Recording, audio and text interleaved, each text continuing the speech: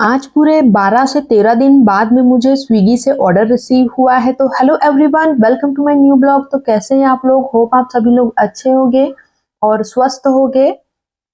तो जैसा कि मैंने बताया कि मुझे स्विगी से 12 दिन 13 दिन के बाद में ऑर्डर रिसीव हुआ है। मैंने आपको बताया था कि स्विगी से ऑर्डर आना बंद हो गए थे जब मैंने ऑनबोर्डिंग फीस पे की स्विगी की। तो लास्ट जो ऑर्डर था जिससे ऑनबोर्डिंग की फीस कंप्लीट हुई थी, उसके बाद से मुझे ऑर्डर रिसीव नहीं हुआ था। एक भी ऑर्डर रिसीव नहीं हुआ था और अभी तक मुझे बिना ऐड के ही ऑर्डर रिसीव हुए थे जब तक कि ऑनबोर्डिंग फीस कंप्लीट नहीं हो गई। और आप भी जानते हैं स्टार्टिंग में ऑनबोर्डिंग फीस भी कटती है, इसके अलावा जोमेटो का जो कमीशन होता है वो भी कटता है। तो स्टार्टिंग का जो 1 मंथ के जितने भी ऑर्डर्स मुझे रिसीव हुए थे उसमें मुझे 1 रुपए का भी बेनिफिट नहीं हुआ है। पूरा मेरा इन्वेस्टमेंट ही लगा है, पूरा खर्चा ही लगा है, तो कुछ भी बेनिफिट नहीं हुआ था। उसके बाद से फिर ऑर्डर आना बंद हो गए थे और जब मेरी बारी थी कि मैं प्रॉफिट गेन करूँ, कुछ पे आउट में रिसीव करूँ, तो स्विगी ने मुझे ऑर्डर्स ही देना बंद कर दिया, मेरे पास ऑर्डर्स ही आना बंद हो गए।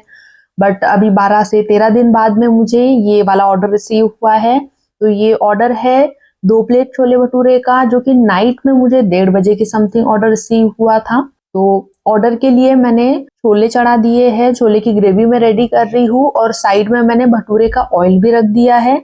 2 प्लेट छोले भटूरे बनाने के लिए मुझे 15 मिनट का टाइम दिया गया था, तो कम टाइम था थोड़ा, क्योंकि एकदम से ऑर्डर आया तो मुझे भी ऑर्डर की तैयारी में थोड़ा सा टाइम लग रहा था। तो ऑर्डर को तैयार करने के लिए मुझे 15 मिनट दिए थे, तो जल्दी से मैंने ऑर्डर की तैयारी स्टार्ट कर दी। तो जब से ऑर्डर आना बंद हुए उसके बाद मैंने स्विगी के कस्टमर केयर पे कॉल किया था। उसके बाद मैंने जो मैनेजर मुझे असाइन हुए थे उनसे मैंने कांटेक्ट करने की कोशिश की, बट किसी ने भी मेरा कॉल रिसीव नहीं किया था। तो मैनेजर को मैंने काफी टाइम कॉल करने की कोशिश की, बट कुछ भी कॉल कनेक्ट नहीं हो रहा था, कस्टमर केयर में भी कॉल कनेक्ट नहीं हो रहा था।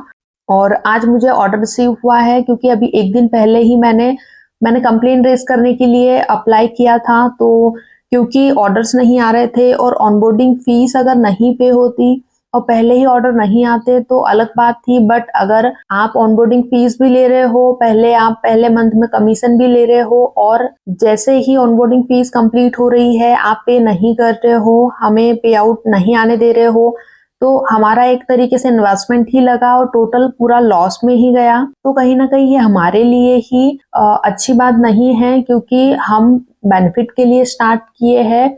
एटलीस्ट जितना हमने लगाया है उतना तो निकल के आना चाहिए।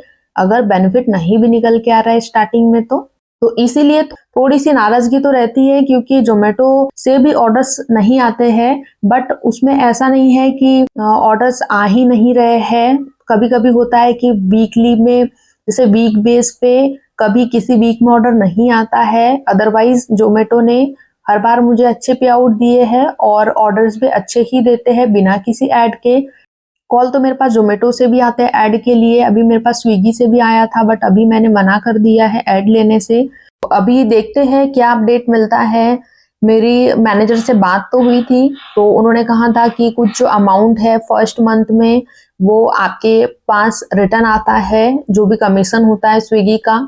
तो अभी जब तक मेरे पास कोई भी अमाउंट नहीं आता है तब तक मैं कोई भी ऐड नहीं लूंगी। उन्होंने कुछ ऑफर्स वगैरह लगा के मुझे ऐड बताया था, बट वो तो ऐड कभी भी मिल जाएगा और उनका कोई लिमिट नहीं होता, वो कभी भी ऑफर्स वगैरह स्टार्ट कर देते हैं। तो अभी तो मेरा प्लान नहीं है लेने का ऐड, क्योंकि आगे चल के भी ऐसा भी हो सकता है कि मैंने ऐड लिया उसके बाद भी मुझे कोई प्रॉफिट ना हो, ऐड का अमाउंट जाते तक ही ऑर्डर्स आए, उसके बाद मुझे ऑर्डर्स आना बंद हो जाए तो भी मेरा ही नुकसान है और वो बहुत ज्यादा नुकसान हो जाएगा।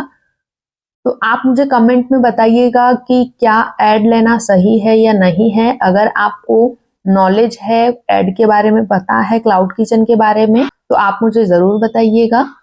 मेरे अकॉर्डिंग तो अभी सही नहीं है और लंबे समय तक भी ऐड लेना, क्योंकि बहुत महंगे महंगे इनके ऐड होते हैं, 3000, 5000, 10,000, 25,000 लगभग इस तरीके के ऐड होते हैं, जो कि बहुत ही एक्सपेंसिव होते हैं और इसमें कुछ भी कंफर्म नहीं होता है कि आपके पास में कितने ऑर्डर आएंगे और क्या बेनिफिट होगा, ये कंफर्म नहीं होता है। तो इसीलिए अभी तो मेरा प्लान नहीं है, आगे देखते हैं अगर प्लान बनता है तो। अगर बिजनेस में प्रॉफिट होता है, उसी प्रॉफिट में से अगर हम पैसा बिजनेस में ही लगाए तो भी कोई प्रॉब्लम नहीं होती है, बट अगर बिजनेस से कोई प्रॉफिट ही नहीं होगा तो लगाने में भी दिक्कत आएगी। तो इसीलिए मुझे इतना सोचना पड़ रहा है, क्योंकि बहुत सारी ऐसी चीजें होती है जिसमें हम फंसते जाते हैं और फिर बाहर नहीं निकलते हैं, नुकसान हो जाता है। तो इसीलिए मैं चाह रही हूँ कि मैं ज्यादा पैसा ना लगा के पहले मैं देख लूँ कि कितना क्या प्रॉफिट निकल के आता है, क्या बेनिफिट होता है, उसके बाद ही मैं अपना पैसा लगाना स्टार्ट करूँ, क्योंकि पैकेजिंग में और फूड में तो पैसा लग ही रहा है। तो इससे ज्यादा अभी मैं नहीं लगा सकती हूँ, इसीलिए अभी मैं ऐड नहीं बाय कर रही हूँ। तो मैंने छोले बना के साइड वाली गैस पे चढ़ा दिए हैं और दूसरी गैस पे ऑयल गर्म हो चुका है। तो अब मैं भटूरे बना रही हूँ। गैस की फ्लेम मैंने बंद कर दी है छोले की, क्योंकि छोले अच्छे से पक चुके हैं और भटूरे अभी बनाना बाकी है, क्योंकि राइडर का कॉल आ गया था तो उनको बताने में भी मुझे टाइम लग गया। तो राइडर को मैंने एड्रेस बता दिया है और राइडर भैया बाहर खड़े हैं, वेट कर रहे हैं। तो अभी मुझे ऑर्डर में टाइम लगेगा, क्योंकि अभी मैंने सिर्फ छोले ही रेडी किए हैं, भटूरे बनाना बाकी है। तो कोई कोई राइडर होते हैं जो डायरेक्ट लोकेशन पे आ जाते हैं और जब तक ऑर्डर रेडी नहीं होता तब तक वो वेट करते हैं, जब तक टाइम नहीं हो जाता तब तक वो आगे वेट ही करते हैं। और कुछ कुछ राइडर होते हैं जिनको एड्रेस ही समझ में नहीं आता है, तो उनको एड्रेस भी बताना होता है। काफी दूर लोकेशन में खड़े होते हैं, फिर वहां से मुझे उनको एड्रेस बताना होता है। तो साथ में हमें फूड भी प्रिपेयर करना होता है और उसके साथ में एड्रेस भी बताना होता है। तो लगभग 1 से 2 मिनट इसी में चला जाता है। अगर हम कुछ तैयारी कर रहे हो, काम कर रहे हो, तो भी हमें राइडर को साथ ही में एड्रेस भी बताना होता है, गाइड करना होता है।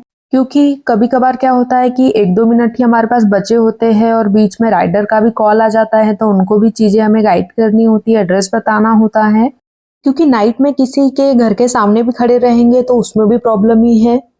तो लोकेशन तो मैंने उनको बता दी है, वो बाहर वेट कर रहे हैं। तो छोले भी बनके रेडी हो चुके हैं, साथ में अभी भटूरे भी मैंने बनाकर रेडी कर लिए हैं। छोले मैंने पैक कर लिए हैं गर्मा गर्म और अब मैं भटूरे पैक कर रही हूँ, क्योंकि कस्टमर के पास में खाना जो है वो गर्म जाना चाहिए, तो इसलिए हमें गर्मा गर्म ही पैक करना होता है।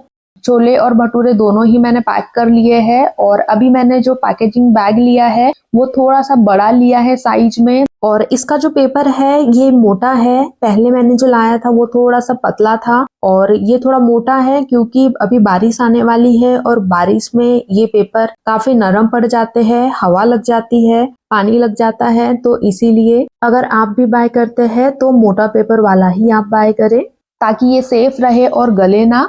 और ये काफी बड़ा भी है तो पैक भी अच्छे से हो जाता है इसमें। तो ऑर्डर पैक करने के बाद में ऑर्डर को मैंने रेडी कर दिया है, सामने राइडर भैया भी आ चुके हैं।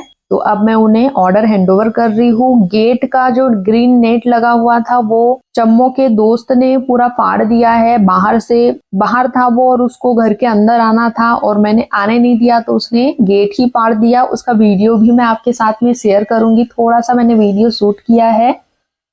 तो राइडर भैया को ऑर्डर दे के मैं अंदर ही जा रही थी कि ये जिम से आ गए, नाइट में जाते हैं क्योंकि ये, तो फिर से वापस आकर मुझे गेट खोलना पड़ा। तो इस तरीके से मैंने अपने ऑर्डर को कंप्लीट किया है। अब देखते हैं स्विगी से आगे ऑर्डर रिसीव होता है या नहीं होता है, या फिर 10-12 दिन बाद होता है या पता नहीं कब होता है। जब भी होगा बिल्कुल मैं आपके साथ में शेयर करूंगी आगे का अपडेट क्या है। तो बार बार मैं आपको बोलती हूँ कि बेल आइकन को क्लिक जरूर करिएगा, ताकि आने वाले नोटिफिकेशन आपके पास में आए और वीडियोस आप देख पाए।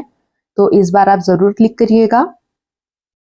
चम्मो सोई हुई है, वो जब भी लेटती है नाइट में तो उसको ओढ़ने को चाहिए होता है, वो ओढ़ने के लिए बोल रही है। इस तरीके से 2 चादर उसके पास रखे हुए, उसको ओढ़ा दो तो वो आराम से सो जाती है।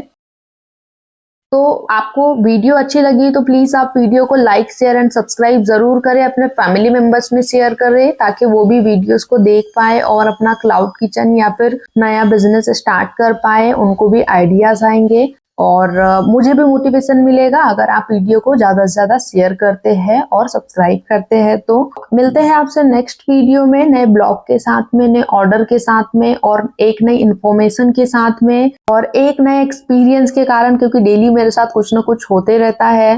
तो मिलते हैं आपसे नेक्स्ट वीडियो में, तब तक के लिए bye, thank you, take care.